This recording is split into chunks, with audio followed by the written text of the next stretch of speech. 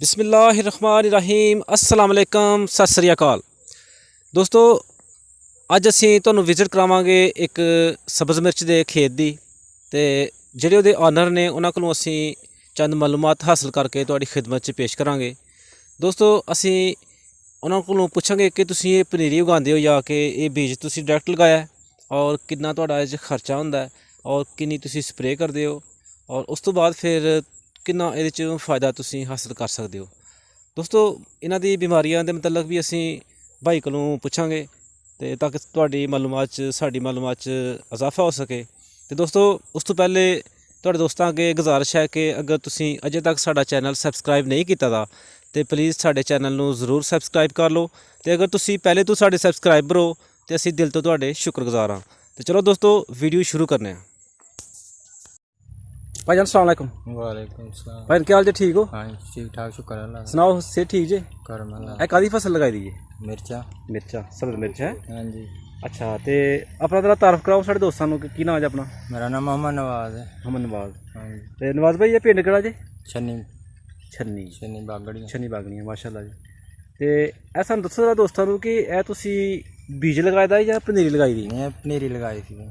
ਪਨੀਰੀ ਲਗਾਈ ਦੀ ਪਹਿਲੇ ਯਾਨੀ ਕਿ ਤੁਸੀਂ ਪਨੀਰੀ ਲੈਦਾ ਤੋਂ ਉਗਾਈ ਹੈ? हाँ जी पनीरी पहले तैयार की थी। ਪਨੀਰੀ ਪਹਿਲੇ ਤਿਆਰ ਕੀਤੀ ਤੇ ਉਸ ਤੋਂ ਬਾਅਦ ਫਿਰ ਤੁਸੀਂ ਉਹਨੂੰ ਪਹਿਲੇ जमीन चा मुंतकिल किया पहले। ਅੱਛਾ ਤੇ ਕਿੰਨੀ ਦੇਰ ਦੀ ਹੋ ਜਾਂਦੀ ਹੈ ਪਨੀਰੀ ਤੇ ਤੁਸੀਂ ਫਿਰ ਮੁੰਤਕਲ ਕਰਦੇ ਹੋ? वो सर्दियां च बीज दो, पहले ही बीज दे, 2 महीने बीज दे, 3 महीने पहले। ਕਿਹੜੇ ਮਹੀਨੇ 'ਚ ਤਕਰੀਬਨ?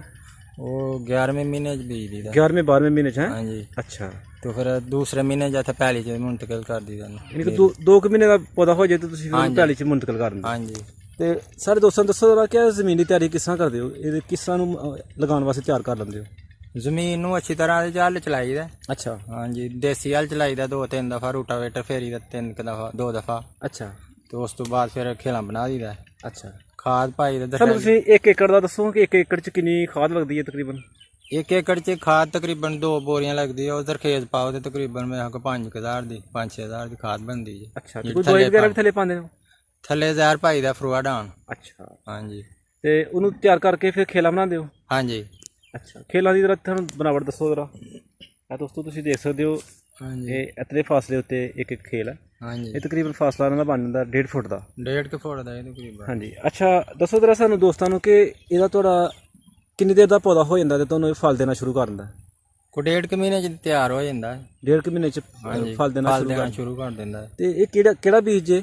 ਇਹ 2 ਕਿਸਮ ਦਾ ਲਗਾਇਆ ਦਾ ਜੇ। ਇੱਕ ਤੇ ਵੰਡਾ ਰਾੜ ਜੇ। ਅੱਛਾ ਹਾਈਬ੍ਰਿਡ ਹੈ। ਹਾਈਬ੍ਰਿਡ ਹੈ। ਤੇ ਇੱਕ P102 ਹੈ। ਉਹ ਹਾਈਬ੍ਰਿਡ ਨਹੀਂ? ਉਹ ਵੀ ਹਾਈਬ੍ਰਿਡ ਹੀ ਹੈ। ਤੇ ਇਹਦਾ ਜ਼ਾਇਕਾ कैसा कड़वी है या थोड़ी कड़वी है? थोड़ी है कड़वी। आस्ता आस्ता जो ज्यादा टाइम हो जाएगा तो फिर कड़वी हो जाएगी। ਉਹੀ ਪੌਦਾ ਫਿਰ ਕੜਵੀ ਹੋ हाँ ਜਾਂਦੀ? जी। ਅੱਛਾ शुरू स्टार्टिंग तो जरा नहीं कड़वी होंगी, यानी कौड़ी नहीं होंगी। ਤੇ ਜੋ ਬੂਟਾ ਪੁਰਾਣਾ ਹੋ हाँ जी ਜਾਏਗਾ? पुराना होएगा फिर कौड़ी हो जाएगी। ਅੱਛਾ ਸਾਡੇ ਦੋਸਤਾਂ ਨੂੰ ਦੱਸੋ ਜਰਾ ਕਿ 1 ਕਿੱਲੇ ਤੇ ਫਲ ਲੈਣ ਤੱਕ ਕਿੰਨਾ ਕੁ ਤਕਰੀਬਨ ਖਰਚਾ ਆ ਜਾਂਦਾ? खर्चा 1 किले तकरीबन 20 ਤੋਂ 25000 तकरीबन आ जाता नॉर्मल। ਪਨੀਰੀ ਤੋਂ ਲੈ ਕੇ ਤੇ ਸਾਰੀ ਖਾਦ ਪਾਣੀ मुंतकिल पनीरी स्प्रे मुंतकिल भी पा करता। के? हाँ जी।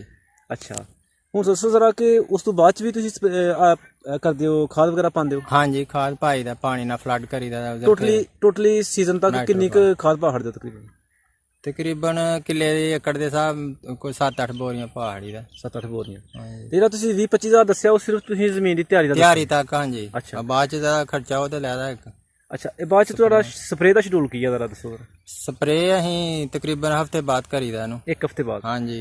ਤੇ ਦੱਸੋ ਜਰਾ ਕਿ ਕਿਹੜੀ ਕਿਹੜੀ ਬਿਮਾਰੀ ਹੈ ਤੇ ਅਟੈਕ ਕਰਦੀ ਹੈ? ਜ਼ਿਆਦਾ ਜਸਲੋ ਵਾਲੀ ਕੀ ਬਿਮਾਰੀ ਪੈਂਦੀ ਹੈ। ਜਲਸਾ ਵਾਲੀ? ਹਾਂਜੀ। ਅੱਛਾ ਆਹੋ ਇਹਦੇ ਵਾਸਤੇ ਕਰੀਦਾ, ਸੁੰਡੀ ਵਾਸਤੇ ਨਾਲ ਤੇ ਨਾਲ ਫਲ ਵਾਸਤੇ। ਅੱਛਾ ਸੁੰਡੀ ਵੀ ਲੱਗਦੀ ਇਹਨੂੰ? ਹਾਂਜੀ ਸੁੰਡੀ ਬਹੁਤ ਜ਼ਿਆਦਾ ਲੱਗਦੀ ਹੈ। ਤੇ 8 ਦਿਨ ਬਾਅਦ ਸਪਰੇਅ ਜ਼ਰੂਰੀ ਹੈ? ਹਾਂਜੀ ਜ਼ਰੂਰੀ ਹੈ। ਠੀਕ ਹੋ ਗਿਆ।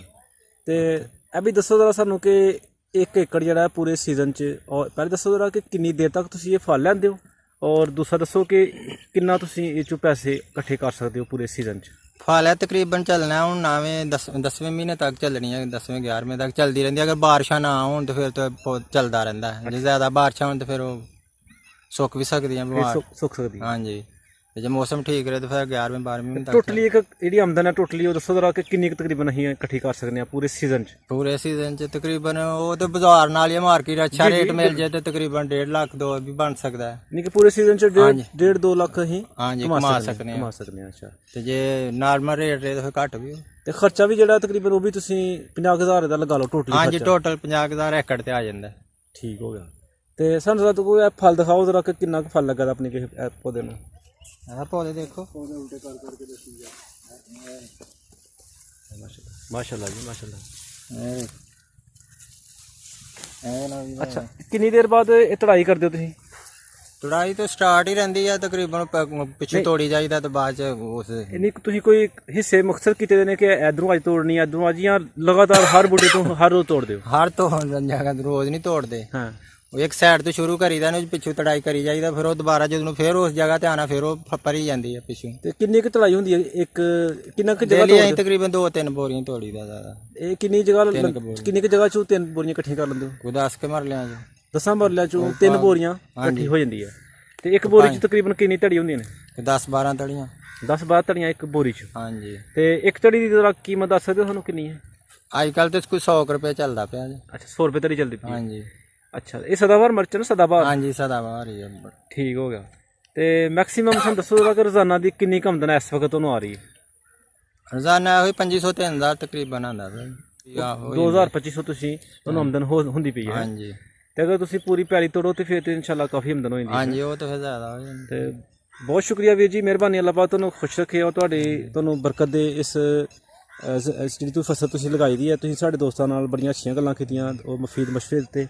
ਤੇ ਇਹ ਵੀ ਦੱਸੋ ਜਰਾ ਕਿ ਅਗਰ ਕੋਈ ਦੋਸਤ ਕੰਮ ਕਰਨਾ ਚਾਹੇ ਹੈ ਹਾਂਜੀ ਤੇ ਤੁਸੀਂ ਉਹਨੂੰ ਕੀ ਮਸ਼ਵਰਾ ਦੇਣਾ ਚਾਹੁੰਦੇ ਹੋ ਕਿ ਕੰਮ ਇਹ ਲਗਾਉਣ ਮਿਰਚਾਂ ਜਾਂ ਨਾ? ਨਹੀਂ, ਅੱਛਾ ਕੰਮ ਹੈ, ਲਗਾਉਣੀਆਂ ਚਾਹੀਦੀਆਂ ਮਿਰਚਾਂ।